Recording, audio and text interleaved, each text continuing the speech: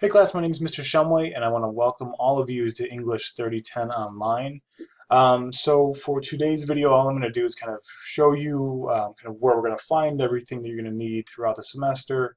We'll go over the syllabus for a second, look at the schedule, and then we'll talk really about week one and how to really get started on this since we kick everything off with our feet hitting the ground pretty fast.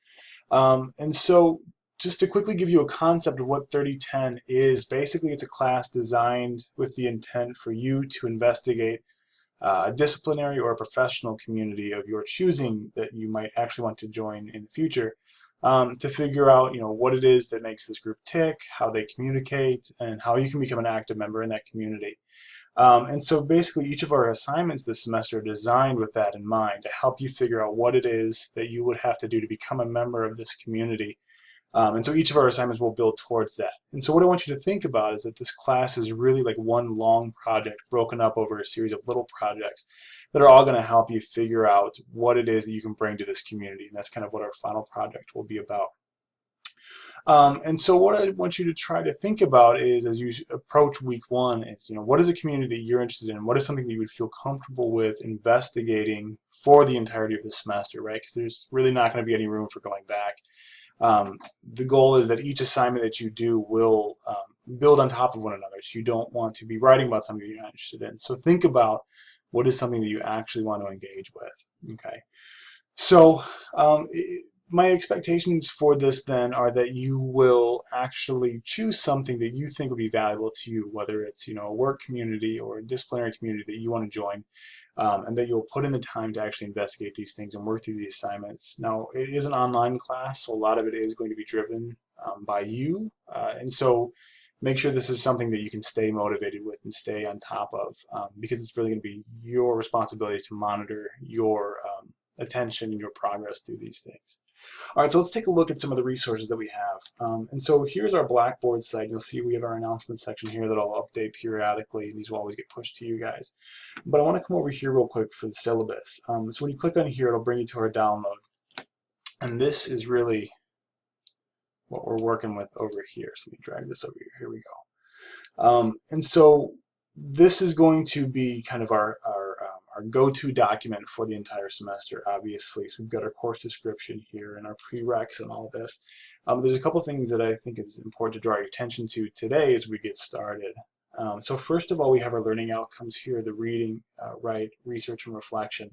Now, these learning outcomes are going to be the driving forces behind all of our assignments. Everything that you do in here will be organized around these concepts, right? Writing flexibly and reading critically and things like that. And all of your assignments will work to help you cultivate those skills. The other thing that I want to draw your attention to here is the textbook that's required for the class, which is the Wordsworth Guide to Research. Now this is something that will prove very valuable to you as you write, not only in this class but throughout your college careers, because this is going to teach you how to be a good writer and researcher and how to do college level writing and research. I'm going to give you strategies and things like that to go back to. And it's something that we're going to rely heavily on throughout this semester. Okay, so let's take a look at our projects then. So this is how we're going to structure the class.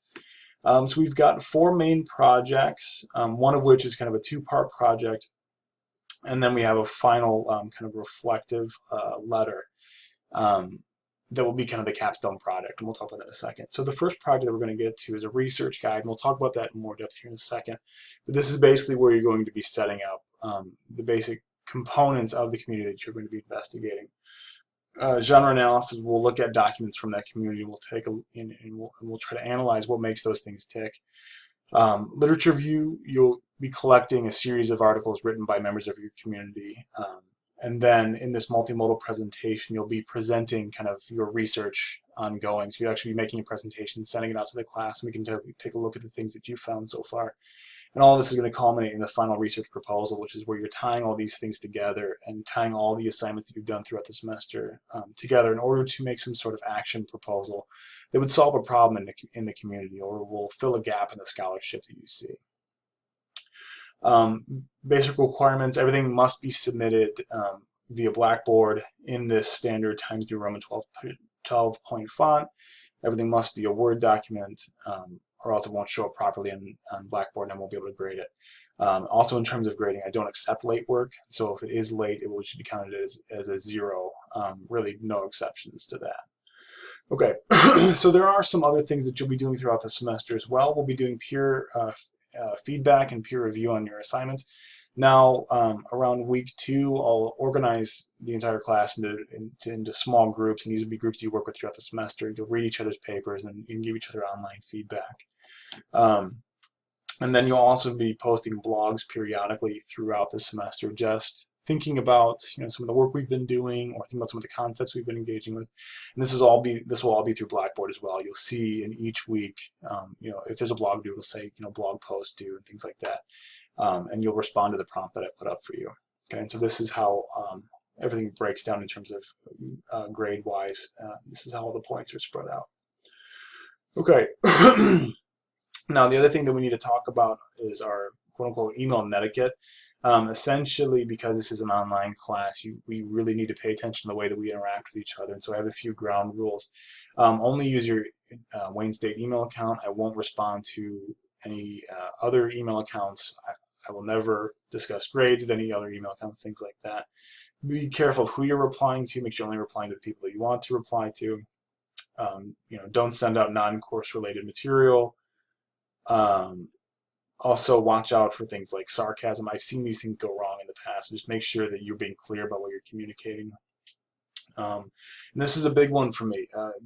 Be conscious of how you're structuring your email. So every email should begin with a greeting such as, dear Mr. Shumway, hello Mr. Shumway, and should end with some sort of signature, thank you, best, whatever it is. This is a good opportunity to practice communicating in a professional manner. Something that you'll have to be doing once you actually get into your careers. And always have English 3010 in any subject line for an email you send, so I can keep track of these things pretty quickly. Okay, and then the other last big thing I want to talk about in terms of that, check your email at least once a day. This is an online class, which means you have to be conscious of your online presence. So make sure that you check this once a day in case I'm sending things out. Okay, so I already gave a quick rundown of the projects, but as we progress throughout the semester, we'll come back to each of these. But all of your projects, as well as the rubrics that I'll be using to grade them, are on your syllabus for you to take a look at whenever you want. So that way there's no surprises. You can see how these things build on top of one another.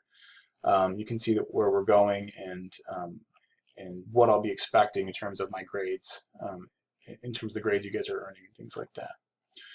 Okay, so last but not least, this is our course calendar. So everything that we have, everything that you'll be doing is up here. So you can see it's broken down, each week is broken down into 3 different days. For example, Wednesday, Friday, Sunday. So what you should be doing on Wednesday, then you should progress to Friday, what you should be doing Sunday. Now, however you tackle this material is completely up to you, as long as you're doing all of this work for each week. If you want to do it all Monday, Tuesday, Wednesday and be done with it, completely up to you. But as long as everything for that week is done by Sunday, that's the only really thing you have to make sure you're doing. So the entire schedule's up there. You can see our final product due dates are in bold, so that you guys can see what's coming up and when. Okay, so that's the syllabus. So let's talk about Blackboard for a second. Let's actually see where we're going. So you'll see on our Blackboard over here is we have our weekly tasks and assignments. Now, I've broken the entire semester down into these basic folders organized around our projects. So you can see, for example, Project 1 is primarily tackled in weeks 1 to 3, and so we'll start there. Project 2, 3 to 5, then 5 to 9, so on and so forth. So let's take a look at Project 1. Now when you open up these folders, this is what you'll see. The first thing in there is the project description that was also on the syllabus. It's the exact same. I just, redundancy is good, so it's here as well. And when you scroll down, you'll see week 1 and week 2, or if this was your other projects 3 and 4 and 5 or whatever it is. And so your job each week will be to go into that correct folder and figure out what week are we on. Let me turn this off real quick so you can see what I see. What week we're on, and go there. So let's take a look at week 1 because that's where we are right now. So when you click on your weekly activities, you'll see the focus schedule. This is the exact same thing that's on the syllabus, but it's only what's on deck for that week. So let's take a look. So here's your goal for this week. So today we're going to work through an introduction to the course. We're going to start learning about the key concept of discourse community, which I'll talk about here in a second, and drafting your research plan for Project 1. And so your job this week is to watch this video that you're watching. Congratulations. And to read the course syllabus and to also tackle these key readings. Now, these are not particularly long readings. They're things, that, especially with the Wordsworth Guide or Wadsworth Guide, things you can get through pretty quickly. It's just going to be a good kind of refresher for how to do kind of research and things like that. The one you're really going to want to focus on for this week is this concept of discourse community, because this is the main concept that we'll be using to figure out what disciplinary professional communities that you want to study. So let's take a look here. The other things on deck for this week is you'll have your first blog, as you can see down here. I'll look at that. Whoops, look at that in a second. As well as the quiz. And now the quiz will pop up here when all your quizzes and assignments will pop up when the time is right, so you'll see them. So starting tomorrow, you should see these things. Okay. So each week you'll come into these, you'll look at what's on deck for that week, you'll work through the readings, and you'll do any blog posts or assignments that are due for that week, and that's how we'll tackle each week. So it's going to be kind of a 1 week at a time process, and the next week you'll go in here. So next week you'll go on to week 2, and you'll see that's the same thing, right? So for this week we'll be doing this, these are your readings, so on and so forth. So that's how we tackle it. So I want to take a minute just to get you guys situated with this week's activities, and so obviously make sure you're tackling the reading. And I want to talk a little bit about this idea of discourse community. Now you can see that all of the readings that I have listed here that aren't in the Wadsworth Guide, they'll be over here in this readings tab. So anything not from the book will be over here, or there'll be a link to it online somewhere, so you shouldn't have to hunt for them. Okay, so I want to talk a little bit about this idea of discourse community. Now, the idea of discourse community is just a way that we're trying to define communities that come together in order to achieve a goal. So things like academic communities, professional communities, groups of people that are coming together with an objective in mind, and that's what we're going to call a discourse community. And we call it a discourse community because people are having to communicate in order to achieve this goal, and that's that idea of discourse community, this idea of communication. So what you're going to see from Swales, and this is the author, Swales is giving us 6 key points that we can use to define what discourse community is. And your goal is going to be to choose a community, academic or professional, that you want to join. So it could be a major that you're interested in, or some sort of career path that you're interested in. And you're going to apply his 6 key concepts to that community in order to see how we can make this definition work, right? And so, for example, if you're going to do like an academic community, one of the things you would say is, well, how are these people communicating? How do they provide feedback to each other? What kind of jargon do they use? Things like that. These are all categories that we get from Swales. So your goal is going to be to read Swales and to apply his categories to a community that you're interested in. And then we're going to use that as your guide for Project 1. Okay, so first thing though, all we're going to worry about this week is you're going to get through the readings, and then you're going to do your first blog post, and then your Project 1 research plan, and also your quiz. So your blog post is going to be right here. You'll click on this. Oops, oh, it's not available until tomorrow, so let me just turn this on so you can see it. You'll click on this, and then you can just create a blog entry that responds to the prompt right there. Okay, and this prompt is going to ask you to figure out, what kind of community you want to investigate. Go back here. And same thing, starting tomorrow, the quiz will be available. You click on the quiz, you do the quiz, and it's graded automatically. Okay.